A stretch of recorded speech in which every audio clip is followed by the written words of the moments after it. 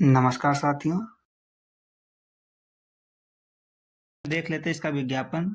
ये विज्ञापन संख्या 7/2024 जो 4 मार्च 2024 को प्रकाशित हुआ था और इसकी अंतिम तिथि 31 मई 2024 थी। आपके सारे डॉक्यूमेंट, शैक्षणिक डॉक्यूमेंट, ईडब्ल्यूएस और ये सब 31/5/2024 के पहले के बने होने चाहिए।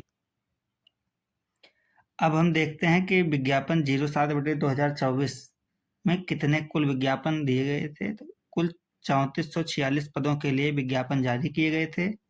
यह लेवल 4 ग्रेड पे 2400 का था, जिसमें अनारक्षित श्रेणी के लिए 1813, अनुसूचित जाति के लिए 509, अनुसूचित जनजाति के लिए 151, अन्य पिछड़ा वर्ग के लिए 629, आर्थिक रूप से कमजोर ईडब्ल्यूएस वर्ग के लिए 344 सीटें थीं और ये सभी पद स्थायी प्रकृति के हैं।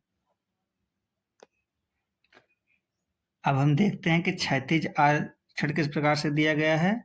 तो 3446 सीटों में से 689 सीटें महिलाओं के लिए आरक्षित हैं, जबकि स्वतंत्रता संग्राम सेनानी के लिए 68, दृष्टिहीनता के लिए 46, बधिर के लिए 46, अप्रमस्तकीय अंगघात, उपचारित कुष्ठ, बौनापन, एसिड आक्रमण, पीड़ित, मांसपेशी दुष्पोषण आदि संबंधी निःशक्तता के लिए 45 सीटें, स्वपरायणा बौद्धिक निःशक्तता वर्ग के लिए कोई भी, मानसिक अस्वस्थ के लिए कोई भी सीट आरक्षित नहीं है। इसी प्रकार से बहु निःशक्तता में भी एमडी कैटेगरी में भी कोई सीट आरक्षित नहीं थी, जबकि भूतपूर्व सैनिक के लिए 172 सीटें आरक्षित की गई थी, उत्कृष्ट खिलाड़ियों के लिए 68 और जैसा कि पहले बताया महिलाओं के लिए 68 सीटें आरक्षित की गई। अब हम देखते हैं कि महिला आरक्षण उत्तर प्रदेश में दिया किस प्रकार जाता है। तो महिला आरक्षण के अंतर्गत महिलाओं को उत्तर प्रदेश शासन के कार्य विभाग के शासनादेश संख्या 18/1/99 का 2/99 दिनांक 26/2/1999 में, कार्मिक अनुभाग 2 के शासनादेश संख्या जिसे दिनांक 29 जून 2019 में विविध व्यवस्थाओं के अनुसार आरक्षण अनुमान्य होगा। इसमें क्या बताया गया था? इसमें बताया गया कि उत्तर प्रदेश की महिला अभ्यर्थियों के मामले में पिता पक्ष से निर्गत जाति प्रमाण पत्र ही मान्य होगा। जैसे कि अगर कोई लड़की है वो जनरल कैटेगरी में है और किसी एससी से शादी करती है तो उसे एससी श्रेणी का आरक्षण का लाभ नहीं दिया जाएगा। इसी प्रकार से उत्कृष्ट खिलाड़ियों में भी समूह गा की भर्तियों में शासन ने अपना जियो जारी किया गया था, उसके अनुसार उन्हें आरक्षण दिया जाता है। एक बड़ा सवाल बार बार पूछा जाता है कि अन्य राज्य की महिला अभ्यर्थियों को क्या महिला वर्ग में शामिल किया जाएगा उत्तर प्रदेश में। जैसा कि अभी हाल ही में बिहार सरकार ने बीपीएससी की भर्तियों में अपने यहाँ पर महिला आरक्षण लागू किया गया है, तो उनके यहाँ महिला आरक्षण 35% है। उन्होंने बताया कि बिहार की मूल निवासी जो महिलाएं होंगी उन्हीं को इस आरक्षण का लाभ दिया जाएगा। तो आपको हम बता दें कि उत्तर प्रदेश में ऐसा फिलहाल कोई नियम नहीं है। उत्तर प्रदेश में सभी महिला चाहे जिस प्रदेश की हो, सभी महिलाओं को महिला आरक्षण का लाभ दिया जाता है। हाँ, बशर्ते अन्य राज्य की महिलाओं को जातिगत आरक्षण का लाभ नहीं दिया जाता। जैसे ईडब्ल्यूएस कैटेगरी हो गया, इसके लिए उत्तर प्रदेश के मूल निवासी होना जरूरी है। ओबीसी कैटेगरी हो गया, इसके लिए भी उत्तर प्रदेश के मूल निवासी होना जरूरी है। एससी हो गया, एसटी हो गया, तो इनके लिए उत्तर प्रदेश के मूल निवासी होना जरूरी है। और मूल निवासी होने के लिए ही आपसे डोमिसाइल सर्टिफिकेट मांगा जाएगा। डोमिसाइल सर्टिफिकेट मूल निवास के लिए ही मांगा जाता है। तो उम्मीद है आप इसको समझ गए होंगे। कमेंट करके आप लोग बताएंगे कि क्या मूल निवासी को आरक्षण देना सही है या सभी महिलाओं को आरक्षण दिया जाना चाहिए।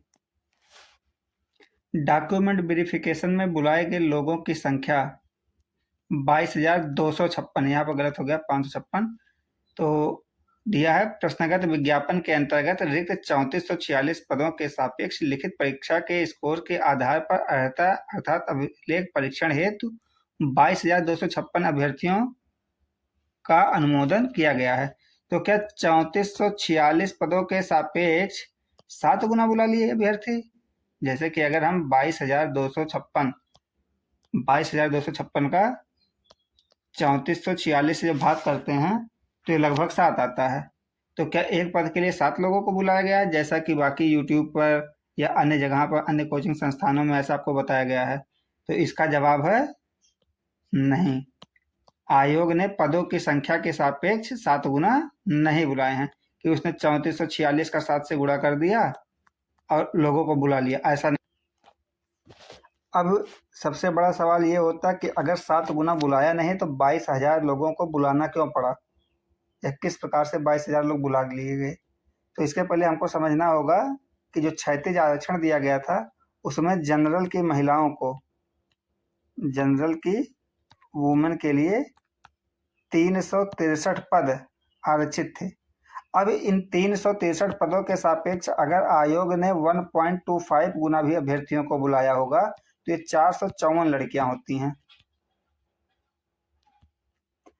अब अगर 454 लड़कियां जनरल के लिए जाती हैं, जनरल की 454 लड़कियां ली जाती हैं, तो इसका मतलब है कि ये 428.25 जो कट ऑफ यहाँ पर जनरल का लिखा हुआ है, 28.25 जो कट ऑफ लिखा हुआ था, ये जनरल गर्ल्स की कट ऑफ है कि इतने नंबर पर आयोग को 454 महिलाएं मिल गईं। अब दूसरी बात, ओबीसी, एससी, एसटी, इनका कट ऑफ क्यों 28-25 आया है? तो बात यह है कि अगर जनरल महिला की कट ऑफ 28-25 है और उससे ज़्यादा अगर एससी, एसटी, ओबीसी की कट ऑफ जाती तो वो लोग कहेंगे कि हमारी कट ऑफ जो है वो जनरल से कम चली गई है। इसकी वजह से आयोग ने क्या किया कि एक कॉमन कट ऑफ बनाई कि सबसे कम कट ऑफ किसकी गई, तो सबसे कम कट ऑफ मान लेते हैं कि ईडब्ल्यूएस महिला की गई। जैसे ईडब्ल्यूएस महिलाओं के लिए कितनी सीटें आरक्षित थी? लगभग 344 सीट टोटल ईडब्ल्यूएस के लिए था, उसका 20% आरक्षित होगा तो लगभग होगा 69 सीट। अब इन 69 सीटों के सापेक्ष अगर उसने 1 गुना 2, ये जो लोग कह रहे थे कि महिलाओं को या वुमेन्स को 15 नंबर पर बुलाएंगे, तो भाई 15 नंबर पर क्यों बुलाएंगे? अगर उनको 25 नंबर पर या 28 नंबर पर 1.25 गुना लड़कियां मिल गई तो वो कम क्यों करेंगे? अब दूसरी बात यह है कि अब बाकी लोगों को 28-25 पर क्यों बुलाया है? तो जितने पर उनको जनरल गर्ल्स मिल गई, जितने पर उनको जनरल गर्ल मिल गई, जैसे कि 28-25 पर, तो 28-25 से ज़्यादा जितने भी मेल थे, चाहे वो एससी थे, एसटी थे, सॉरी एसटी का तो अलग से गया है, वो चाहे ओबीसी थे, चाहे वो ओबीसी थे, चाहे वो ईडब्ल्यूएस थे, चाहे वो एससी थे, उसने सभी मेल को बुला लिया। अब सभी को बुलाने के चक्कर में क्या होता है कि लोगों की संख्या बढ़ती जाती है। अब वो संख्या चाहे 22,000 हो जाए, चाहे 42,000 हो जाए, उससे आयोग को फर्क नहीं पड़ता है, चाहे वो 2 गुना हो, चाहे 7 गुना हो, चाहे 15 गुना हो जाए, इससे आयोग फर्क नहीं पड़ता है कि कितने पद थे और हमने कितना गुना बुलाया है। वह सिर्फ ये देखता है कि कॉमन कट ऑफ जो कि लोवेस्ट होती है, लोवेस्ट कट ऑफ पर जितने बच्चे उसको मिल गए, उसके ऊपर जितने भी जनरल हैं सबको वो अपने यहाँ डीबी में बुला लेता। अब डीबी में गए लोगों का क्या हो जाएगा सबका? तो इसका जवाब है नहीं।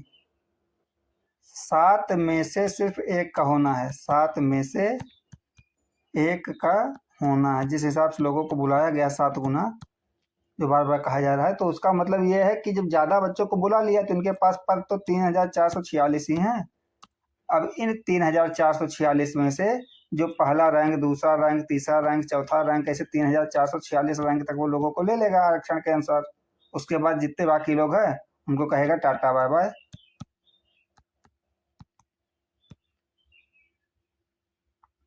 मेरे कहने का मतलब ये है कि अभी आज अगर आप बाहर हो जा रहे हैं तो आपको दुख नहीं हो रहा है, कल को अगर डीबी कराने के बाद आप बाहर होंगे, डीबी कराने के बाद तब ज़्यादा दुख होता है। कोई 1 नंबर से रह जाता है, कोई 2 नंबर से रह जाता है, अभी किसी को अपने अंक वास्तविकता पता है ही नहीं।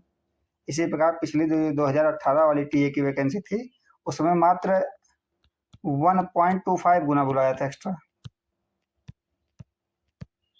अब उसके बाद भी बहुत सारे बच्चों का नहीं हुआ था। अब 5 में से 4 बच्चों का हुआ, एक बच्चा रह गया था। अब उन एक बच्चे से पूछो, वो इस बार वैकेंसी में बहुत लोगों ने पेपर दिया है, या हमारे ग्रुप में बहुत सारे लोग हैं जो पिछली वैकेंसी से चूक गए थे, उसका तो ज़्यादा होता। अभी लोग कहते हैं 15 नंबर कटा पर बुला लेना था, डीबी करा लेते। डीबी करा कर क्या करोगे भाई? अगर तुमको नौकरी नहीं मिल रही, डीबी मिल कराने से क्या फ़ायदा है? उससे अच्छा कि अगले एग्जाम की तैयारी करो और अच्छे से पढ़ाई करो।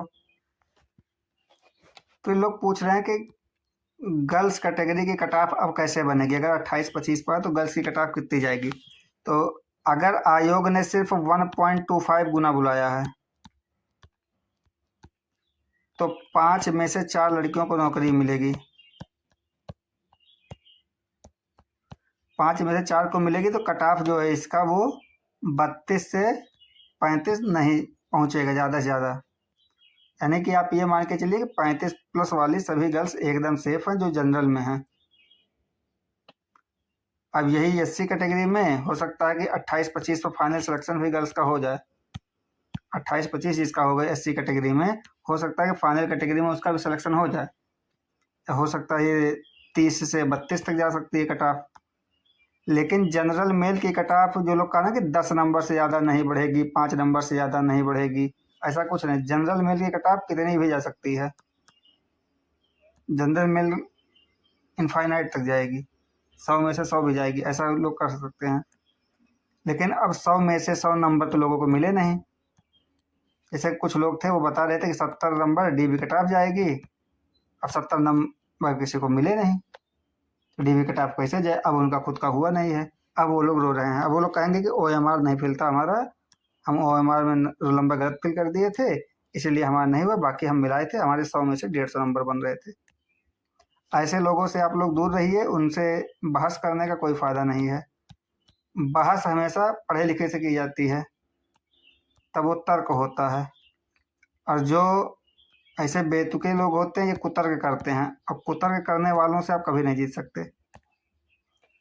अच्छा, अगर जनरल मेल के बारे में लगातार लोग पूछ ही रहे हैं तो बता दे रहे हैं, जनरल मेल की कट ऑफ जो है वो 45 प्लस माइनस 3 के आसपास है, मतलब 50 से ज़्यादा बिल्कुल नहीं जानी चाहिए। अगर आप 45 से ज़्यादा हैं जनरल मेल में तो आप बिल्कुल उम्मीद बनाइए कि आपका हो जाना चाहिए। और गर्ल्स के लिए 35 प्लस वाले जितने हैं वो अपना उम्मीद बना के चलें कि उनका हो जाएगा। यही फाइनल आंकड़ा मिल रहा है। कृषि छात्रों के संगठन कृषि छात्र संघ ने माननीय आयोग के अध्यक्ष, यूपी SSSC के अध्यक्ष को, माननीय मुख्यमंत्री यूपी सीएम को तथा यशस्वी प्रधानमंत्री नरेंद्र मोदी जी को पत्र लिखा है, जिसमें उन्होंने महिलाओं के डीबी कट ऑफ को लेकर के प्रश्न उठाया है कि डॉक्यूमेंट वेरिफिकेशन के लिए लगभग 2000 महिलाओं ने परीक्षा दी थी और 689 उनकी सीट थी, तो इस हिसाब से उनको बुलाना चाहिए। अगर 3 गुना भी बुलाते तो लगभग सारी लड़कियां बुला ली जाती। तो इस संबंध में संगठन ने अपनी मांग उठाई है। संगठन की मांग का हम समर्थन करते हैं और देखते हैं कि जो महिला अभ्यर्थी हैं उनके लिए आयोग या सरकार किस तरह के कदम उठाती है। बाकी हमारा यूट्यूब चैनल नया है, अगर आप देखना चाहें अन्य वीडियो तो इस पर AGTA डॉक्यूमेंट वेरिफिकेशन में क्या क्या ले जाना होगा इसकी एक लिस्ट बना करके पूरी जानकारी अपलोड की गई है, आप लोग देख सकते हैं। इसे लाइक शेयर सब्सक्राइब कर सकते हैं। इसके अलावा एक दूसरा कि महिलाओं की कट ऑफ पुरुषों के बराबर क्यों जा रही है, इस पर भी एक वीडियो मैंने पहले ही बना दिया है जो कि चैनल पर अपडेट कर दिया गया। अगर दी गई जानकारी से आप लोग संतुष्ट हैं तो चैनल को लाइक सब्सक्राइब जरूर कीजिएगा। अगर कोई भी क्वेश्चन होगा या कोई भी बात मेरी समझ में ना आई होगी तो कमेंट करके पूछ लीजिएगा, कमेंट में ही आपका रिप्लाई कर दिया जाएगा। अगर कमेंट में उत्तर देने लायक नहीं होगा तो इस पर एक नया वीडियो बना करके जल्द ही अपडेट कर दिया जाएगा। जय जवान, जय किसान, जय अनुसंधान।